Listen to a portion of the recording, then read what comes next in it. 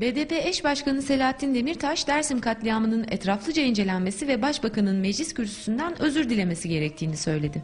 Özür dilemesi gereken devletin siyasi iradesidir.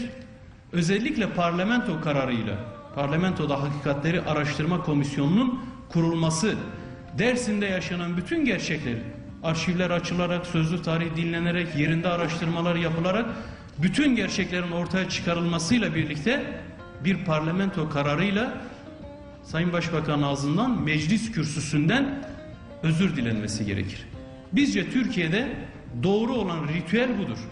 Eminim ki o belgeler açıklandıkça ve o kirli geçmişle yüzleşildikçe herkes kendini daha fazla arınmış hissedecektir.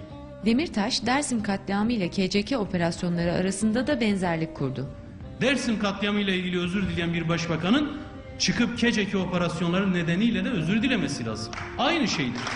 KCK operasyonu yapanların bir süre önce KCK ile görüşme yaptığını söyleyen Demirtaş, tutuklananların KCK'li değil BDP'li olduğunu tekrarladı. KCK'liler kimdir, sözcüleri kimdir? Görüşme yapıyorlar, tanıyorlar. Ankara'da görüştüler, Oslo'da görüştüler, biliyorlar. Kandil'de görüştüler. BDP'li kim biliyorlar, KCK'li kim biliyorlar. Tutuklananların KCK'li olmadığını da biliyorlar.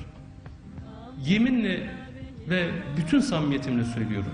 Son 30 yılın en aptalca işini yapıyorsunuz. En aptalca işini yapıyorsunuz. Sizden öncekiler daha zekiydi, daha akıllıydı.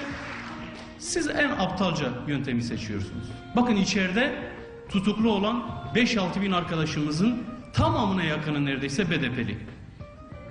Siz KCK'yi tutukladığınızı sanıyorsunuz ama dışarıda milyonlarca KCK'li yarattınız.